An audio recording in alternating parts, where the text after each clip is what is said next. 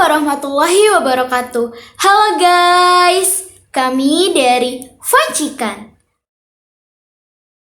Ada Fanya, ada Suci, ada Sekar,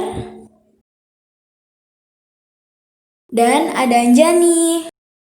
Di video ini, kami akan membahas mengenai komunikasi kelompok. Sebelum menonton videonya, jangan lupa apa sih komunikasi kelompok itu? Saya akan menjelaskan apa itu yang dimaksud dari komunikasi kelompok.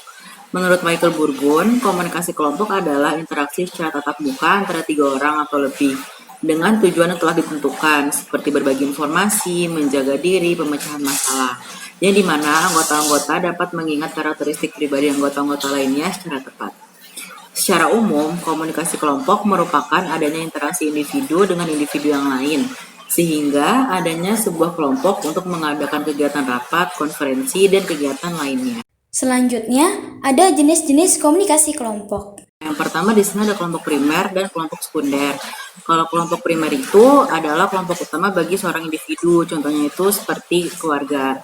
Sedangkan kelompok sekunder itu bisa disebut kelompok sampingan bagi seorang individu, yaitu seperti teman dan yang lain sebagainya. Lalu ada in group dan out group. Kalau in group sendiri itu adalah kelompok dalam yang muncul ketika anggota suatu kelompok merasa bahwa mereka mempunyai suatu tujuan dan cita-cita yang sama. Kalau out group sendiri itu adalah kelompok sosial yang dinilai oleh kelompok in group itu adalah kelompok luar dan bisa disebut sebagai lawan dari in group.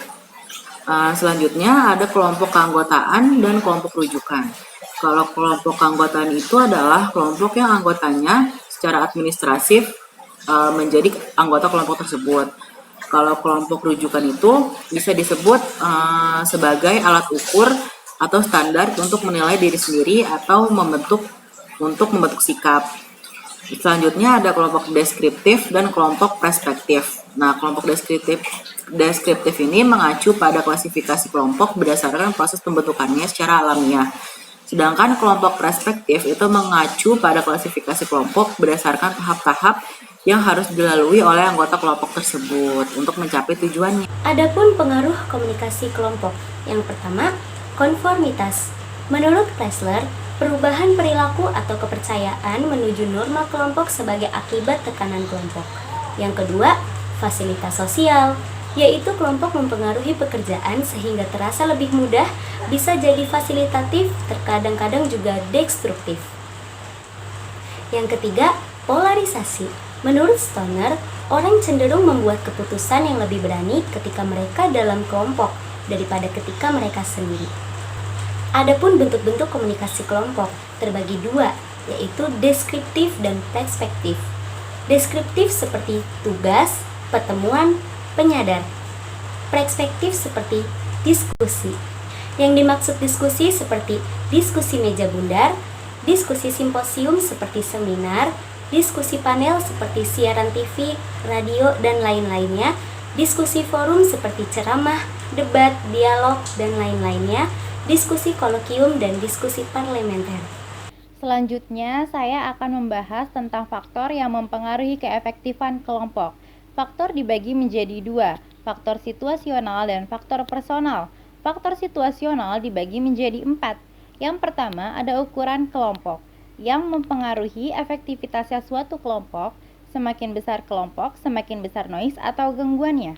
Yang kedua, ada kohesi kelompok atau juga motif, di mana suatu ketertarikan yang membuat kita tetap berada dalam kelompok tersebut. Yang ketiga, jaringan kelompok atau juga pola komunikasi, di mana dalam kelompok tersebut menggunakan komunikasi secara langsung atau melalui moderator. Yang keempat, kepemimpinan, yaitu yang memberi pengaruh yang besar terhadap suatu kelompok. Kemudian faktor personal. Faktor personal dibagi menjadi 3. Yang pertama ada kebutuhan interpersonal, yaitu kebutuhan diri sendiri. Dalam kebutuhan interpersonal dibagi menjadi 3. Ada inklusi, ingin masuk menjadi bagian dari kelompok. Kontrol, ingin mengendalikan orang lain dalam suatu tatanan hierarki. Afeksi, ingin memperoleh keakraban yang emosional dari anggota kelompok yang lain.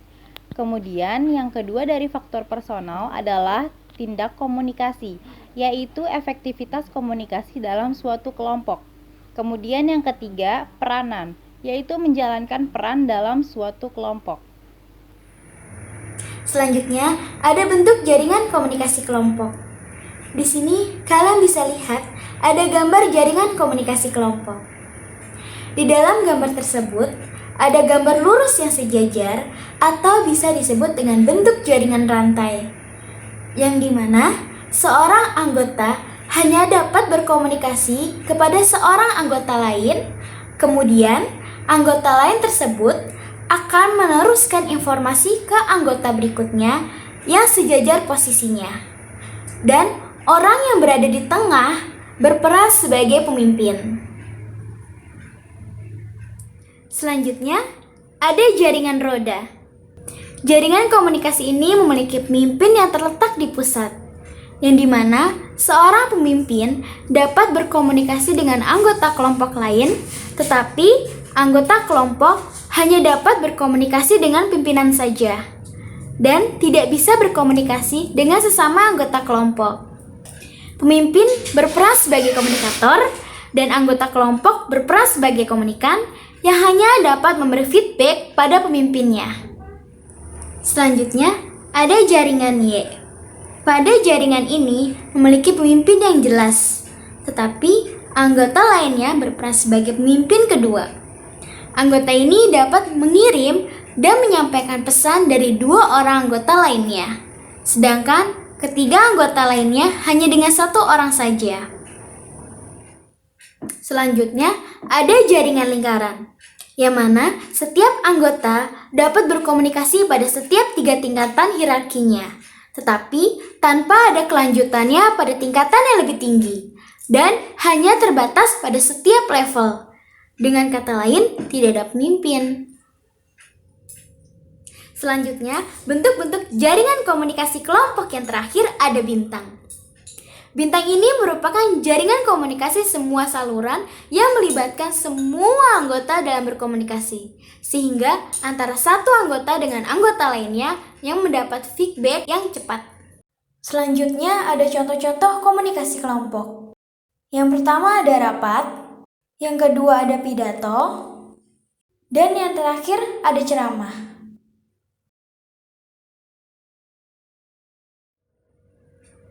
Gimana videonya? Semoga dengan adanya video ini kalian mudah memahaminya ya. Semoga bermanfaat. Bye. Wassalamualaikum warahmatullahi wabarakatuh. Bye bye.